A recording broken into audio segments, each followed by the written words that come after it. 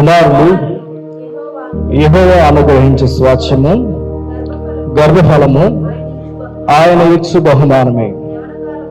యవన కాలమందు పుట్టిన కుమారులు బలవంతుని చేతిలోని బాణముల వంటి వారు. వారితో తన అంబుల పొది నింపుకున్నవాడు ధన్యుడు. అటు వాడు సిగ్గుపడక గుమ్మములలో తమ విరోధులతో వాదించదరు. దేవుని స్తోత్రం. హల్లెలూయా. భూమి మీదకి వచ్చినటువంటి నరులు ఎవరంట? దేవుడు అనుగ్రహించు బహుమానం. కుమారులు యెహోవా అనుగ్రహించు స్వాస్థ్యము గర్భఫలం రావచ్చు బహుమానమే. ఈ రోజున చాలా మంది ఆయన ఇచ్చిన బహుమానాన్ని, ఆయన ఇచ్చినటువంటి స్వాస్థ్యాన్ని ఆయన కోసం వాడే విధంగా తీర్చిదిద్దాలి. హల్లెలూయా. సాధారణంగా ఈ రోజుల్లో ఏం జరుగుతుందంటే, పిల్లలు పుట్టారంటే కొంతమందికి భారంగా ఉంటుంది. మరి కొంతమందికి ఏమో పిల్లలు పుడితే వాళ్ళు పోషించడానికి, వాళ్ళు పెంచడానికి, వాళ్ళని పెద్దలు చేయడానికి చాలా కలవరాలతో కూడినటువంటి జీవితం అనుకుని కొంతమంది భారంతో వదిలిపెడుతున్న వాళ్ళు ఉన్నారు ఈ రోజున. ఈరోజు చాలా మంది బిడ్డల పట్ల వారికి ఉన్నటువంటి అభిప్రాయం ఏంటంటే భారంగా భావిస్తున్నారు. మరికొంతమంది లేక ఇబ్బంది పడుతున్నారు. మరికొంతమంది బిడ్డలు కలక్క మరి దేవుడు మరి గర్భఫలం తెరవాలని నిట్టూర్పులతో విడిచేవారు కూడా లేకపోలేదు. ఈ రోజున గర్భఫలము దేవుడిచ్చాడంటే ఆ గర్భఫలం యొక్క ముఖ్య ఉద్దేశం ఏంటంటే, అతడు యవన కాలంలో పుట్టినటువంటి వారి బిడ్డలను బలవంతుని చేతుల్లో బాణముల్లాగా వారి యొక్క సమస్తమైనటువంటి ఆపదల్లోనూ, కష్టాల్లోనూ, సమస్యల్లోనూ, ప్రతికూల పరిస్థితుల్లో కూడా వారి యొక్క శక్తిని బట్టి బయటికి తీసుకొచ్చే వాళ్ళని గుర్తుపెట్టుకోవాలి. హల్లెలూయా. చూడండి, మనం కొంతకాలం బిడ్డలు పెంచి పెద్దలు చేసి వాళ్ళు ప్రయోజనం చేసిన తర్వాత మనం ముసలి అయిన తర్వాత ఏం చూడాలి? వాళ్ళే చూడాలి కదా. సో గర్భఫలాన్ని దేవుడు ఎందుకు ఇస్తాడంటే, మొదటిగా మన యొక్క అవసరతను ఎరిగిన దేవుడు, మన యొక్క శక్తి, మనకున్నటువంటి జ్ఞానాన్ని, మనకున్నటువంటి సమస్తమైనటువంటి ఆ విషయాల్లో గర్భఫలం అనేది బహుమానంగా ఇచ్చాడు. ఎలా ఇచ్చాడు చెప్పాలి? ఎలా ఇచ్చాడు? బహుమానంగా ఇచ్చాడు. సో ఈ బహుమానం ఏం చేయాలి? ఈ బహుమానాన్ని ఎలా పెంచాలి? ఈ బహుమానాన్ని ఎట్లా తీర్చిదిద్దాలి అనేది ఈ రోజున మనం విద్దాం. చాలా మంది ఈ రోజున ఏం చేస్తున్నారంటే, పిల్లల విషయంలో దేవుడు ఇచ్చినటువంటి బహుమానం అన్న సంగతిని మర్చిపోయి ఈ రోజున వాళ్ళని ఎలా పెంచుతున్నారంటే, రకరకాలైనటువంటి మాటలు వాళ్ళకి నేర్పి చిన్నతనం నుంచే దేవుడి కోసం బ్రతకాల్సిన వాడిని దేవుడికి దూరమైన స్థితిలో పెంచుతున్నారు. ఈ మాట ఎందుకు చెప్పాలంటే, ఈ రోజున ఇక్కడికి మనం వచ్చామంటే దేవుని సంకల్పం, దేవుని వరాన, దేవుని యొక్క ఎన్నిక చొప్పున దేవుడు దయచేసినటువంటి బిడ్డలు వాళ్ళు. హల్లెలూయా.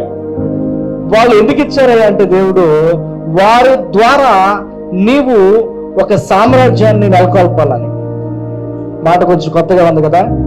వాళ్ళ ద్వారా ఒక సామ్రాజ్యాన్ని నువ్వు నెలకొల్పాలని. దావీదు మరి దేవుడికి ఇష్టమైన వాడే, కానీ దేవుడు అంటాడు కదా, దావీదు నీ గర్భంలో పుట్టినటువంటి కుమారులను నేను గొప్పగా ఆస్వాదించి వారు తదనంతరం నీ రాజ్యసింహాసనాన్ని ఎవరికి కూడా దూరం కాకోకుండా వారిని ఆశీర్వదిస్తా అన్నాడు. అబ్రహాంతో దేవుడు అంటాడు, అబ్రహామా నిన్ను బట్టి నీ సంతానాన్ని విస్తరిస్తాను, సముద్రంలో ఉన్నటువంటి ఇసుకరేణి వలె, ఆకాశంలో నక్షత్రాల వలె వ్యాప్తి చేస్తా అన్నాడు. ఇక్కడ ఒకటే గుర్తించాలి ఏంటంటే, ఒక గొప్ప బహుమానం ఏంటంటే గర్భఫలం. హల్లెలూయా. ఇప్పుడు ఆ గర్భఫలము దేవుని కోసం, దేవుని యొక్క పని కోసం మనము వారిని ప్రత్యేకించడం గొప్ప సంగతి. దేనికోసం సిద్ధపరచాలి? దేవుని యొక్క పని కోసం. అంటే చాలా మంది కూడా దేవుని పని కోసం అంటే ఈయన కూడా అయ్యగారు అయిపోవాలేమో అనుకుంటారు. కాదు కాదు, నేను చెప్పే కోణం వేరు. ఈ రోజున సమాజంలో దేవుడిచ్చినటువంటి బహుమానమైనటువంటి బిడ్డలని మన సరైనటువంటి రీతిలో కనుక వారిని ట్రీట్ చేయకపోతే, పెంచకపోతే, వారు రేపు భవిష్యత్తులో కుటుంబానికి, సమాజానికి, తోటి వారికి మరి మాయన మచ్చ తీసుకొచ్చేవారిగా మారే అవకాశాలు చాలా ఉన్నాయి. మన యొక్క ఆలోచన ఏంటంటే, మన బిడ్డలు పుడితే వాళ్ళు కలెక్టర్లు కావాలి, లాయర్లు కావాలి, మంచి మంచి ఉన్నతమైనటువంటి స్థితిలోకి వాళ్ళు వెళ్ళాలి, బాగా చదువుకోవాలి, బాగా బాగా ఎదగాలని మనం అనుకుంటాం. కానీ కేవలం కోరుకునే వారే కానీ దాన్ని నెరవేర్చేది ఎవరంటే దేవుడు. హల్లెలూయా. అది నెరవేర్చబడాలంటే మొదటిగా మనం ఏం చేయాలంటే మన బిడ్డలను దేవుని చేతులు పెట్టాలి. ఎక్కడ పెట్టాలి? హన్నాకి దాదాపు మరి ఎన్ని సంవత్సరాలు కాదో తెలియదు కానీ లేక లేక లేక లేక లేక పిల్లలు పుట్టాడంట. ఎందుకు పుట్టాడు ఏంటని చరిత్రలోకి వెళ్తే, ఆమెకి బిడ్డలు లేక తన సౌతితో వాళ్ళతో పోరుపడుతున్నటువంటి టైంలో దేవుడికి ఒక నిబంధన చేసిందంట. దేవా, నీ సన్నిధిలో నేను మొరపెడుతున్నాను, నాకు బిడ్డలను దయచేయి, నాకు బిడ్డలను దయచేయి అని మొరపెడితే ప్రతిసారి షీలోకి వెళ్ళినప్పుడల్లా నేను ప్రార్థన ఒకటి ఏంటంటే, నాకు బిడ్డలో కలగాలి. నా భర్త పెనిన్న, నా సౌతి వీళ్ళందరూ కలిసి నన్ను చిన్న చూపు చూస్తున్నారు కాబట్టి నాకు బిడ్డలు కావాలని అడిగితే ఆ ప్రార్థన పెరిగి పెరిగి పెరిగి పెరిగి ఎలా మారిందంటే ఆ ద్వారం దగ్గర త్రాగి మొత్తురాలైందిలా కనపడిందంట అక్కడ ఉన్నటువంటి యాజకుడికి.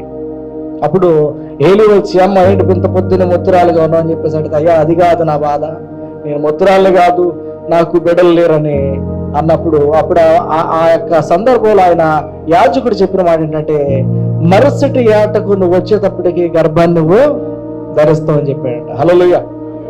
విశ్వాస సహితమైన ప్రార్థన, విశ్వాస సంబంధమైన ప్రార్థన దేవుడు ఆలకించి ఆమె గర్భఫలాన్ని ఇస్తే ఆమె ఏం చేసింది తెలుసా? పిల్లవాడు బాలు విడిచిన దినమే తీసుకెళ్లి దేవాలయంలో ప్రతిష్ఠించిందంట. దేని కొరకు ప్రతిష్ఠించింది అంటే, ఆమె తనకున్నటువంటి ఒక ఆలోచన ఏంటంటే, నా పిల్లవాడు గొప్పవాడు కావాలి. హల్లెలూయా. సాధారణంగా మనం ఏంటంటే గొప్పవాడు కావాలంటే ఏ స్కూల్ పరిస్థితి చూస్తాం, ఎన్ని లక్షలైన ఖర్చు పెట్టినా పర్లేదు అక్కడ జాయిన్ చేస్తాం. ఒకటి గుర్తుపెట్టుకోండి, పిల్లలను కనగలం కానీ వాళ్ళ భవిష్యత్తును మనం కనలేము. పిల్లలను పెంచగలం కానీ వారిని సరైన మార్గంలో మనం నడిపించలే. కారణం ఏంటంటే సమాజము, చుట్టూ ఉన్న స్నేహితులు, చుట్టూ ఉన్నటువంటి అట్మాస్ఫియర్ అంతా కూడా 99% పాడు చేసేదిగానే ఉంది. అవునా కదా? కానీ ప్రయోజకులు కావాలంటే మొదటికి ఏం కావాలంటే దేవుని అనుగ్రహం కావాలి, దేవుని దయ కావాలి. దేవుని యొక్క ఆలోచన వారిలో నెరవేర్చడం ఎప్పుడైతే ప్రారంభమైందో అప్పుడు ఖచ్చితంగా వారిలో పునాదులు పడతామంటే, ఏం పునాదులు అంటే వారు జీవం వైపు, సత్యం వైపు, యథార్థమైనటువంటి మార్గం వైపు వారు ఎప్పుడైతే అడుగులు పెట్టడం ప్రారంభిస్తారో వారు వెళ్ళే మార్గాన్ని దేవుడు ఎలా మారుస్తాడంటే ఆశీర్వాదకరంగా మారుస్తాడు. హల్లెలూయా. ఈ రోజున హన్నా తన కుమారుడిని ఇచ్చిన తర్వాత ఏం జరిగింది తెలుసా? దేవుడు దేశమంతటిలోనే ఉన్నతమైనటువంటి వ్యక్తిగా అతను మార్చింది. ఎలా మార్చిందంటే, చిన్నతనంలోనే దేవుడు ఎవరికైనా ప్రత్యక్షమైనట్టే అందుట్లో మొట్టమొదటి చెప్పొచ్చు సమూయేలు. అతడు బాలుడిగా ఉండగానే దేవుడు స్వరాన్ని విన్నాడు, దేవునితో మాట్లాడాడు. రాజులను అభిషేకించి అభిషేకర్తగా మారిన వ్యక్తులు ఎవరన్నారంటే సమూయేలు. మరి మనం చూడొచ్చు బైబిల్ గ్రంథంలో సౌలును అభిషేకిస్తాడు, దావీదును అభిషేకిస్తాడు. రాజును నియమించే ఒక అద్భుతమైనటువంటి అవకాశం దేవుడు అతనికి ఇచ్చాడు. కారణం ఏంటి తెలుసా? అతడు బాల్యం నుండి దేవునికి అంటుకట్టపడ్డాడు. ఈ రోజున నేను చెప్పే మాట ఏంటంటే, పిల్లలు మొదటి పుట్టినరోజున ఒక మంచి ఆశయంతో మనం చాలా చక్కగా ప్రారంభం అవ్వాలని మనం ఆలోచన చేస్తాం. అది ఎలా ప్రారంభం అవ్వాలంటే దేవునిలో ప్రారంభం అవ్వాలి. హల్లెలూయా. వాస్తవానికి ఇజ్రాయేల్ ప్రజలైతే వారికి పుట్టిన బిడ్డలని వారిని తీసుకెళ్లిపోయి అక్కడ ఉన్నటువంటి తోర ధర్మశాస్త్ర సంబంధమైనటువంటి స్కూల్లో పడేస్తారంట. వాళ్ళకి దాదాపు 12 సంవత్సరాలు వచ్చిన దాకా దేవుని మందిరమే వాళ్ళ స్కూల్. ఈరోజు మనకు అవకాశం లేదు. కానీ ఇప్పుడు ఏం చేయాలంటే, అన్నిట్లో ద్వితీయోపదేశకాండం 6వ అధ్యాయం మనం చూస్తే పిల్లల్ని ఎలా పెంచాలి అనేటటువంటి ఒక చక్కటి మాట రాశాడు. ఏంటంటే, వాళ్ళు కూర్చున్నప్పుడు, నుంచున్నప్పుడు, పండుకున్నప్పుడు, త్రోవ నడిచినప్పుడు వారు వెళ్ళే ప్రతి మార్గంలో కూడా దేవుని కూర్చున్నటువంటి జ్ఞానం వాళ్ళకి ఇవ్వాలి. హల్లెలూయా. ఎవరి జ్ఞానం ఇవ్వాలి? దేవుని కూర్చున్న జ్ఞానం వాళ్ళకి ఇవ్వాలి. అది ఎలా ఇవ్వగలమంటే, దేవుడు నీ జీవితంలో చేసిన ప్రతి పనిని వాళ్ళకి చెప్పాలి. ఈరోజు చాలా సమస్య ఏంటి తెలుసా? తల్లిదండ్రులు వాళ్ళు పడే బాధలో పిల్లలు చెప్పరు. వాళ్ళు ఎలా పెంచారు, ఎలా పెద్దలు చేశారు, వాళ్ళు ఎలాగా ప్రయోజకులు అయ్యారు, వాళ్ళ కోసం ఎన్ని రోజులు వాళ్ళు ఆకలితో ఉన్నారు, ఎన్నాళ్ళు మరి వాళ్ళు సరైన వస్త్రాలు లేకుండా బిడ్డల కోసం, భవిష్యత్తు కోసం ఆలోచన చేశారో వారికి చెప్పకపోవటం వలన ఈరోజు కుటుంబాల్లో దాని యొక్క విలువ తెలియనటువంటి వారిగా ఉంటున్నారు. చాలా జాగ్రత్తగా రండి.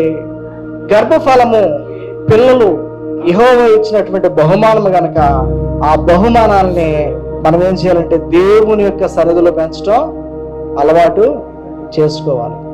అలా అలవాటు చేసినటువంటి కుటుంబాల్లో దేవుడు అద్భుతమైన కార్యాలు జరిగించి వారిని ఉన్నతమైనటువంటి స్థాయిలోకి దేవుడు తీసుకెళ్ళాడు. అయితే మనం చేయగలిగినటువంటి పని ఒకటి, మనం చేయాల్సినటువంటి పని ఒకటి ఏంటంటే, మన బిడ్డల యొక్క భవిష్యత్తు కనుక మంచిగా ఉండాలనుకుంటే మొదటిగా వారికి బాల్యము నుండే దేవుని మాటలు, దేవుని యొక్క ఆలోచనలు వారికి అర్థమయ్యే విధంగా పాటల రూపంలో, వాక్యముల రూపంలో వాళ్ళకి ఏం చేయాలంటే బాల్యం నుండి వారికి తర్బీదిస్తున్నప్పుడు మంచేదో చెడోదో వాళ్ళు గ్రహించగలుగుతారు. లోకంలో ఒక మాట ఉంది, సత్యం అనేది ప్రచారం లేకపోతే అసత్యం అనేది ఏంటంటే సత్యంగా తిరిగిద్దంట.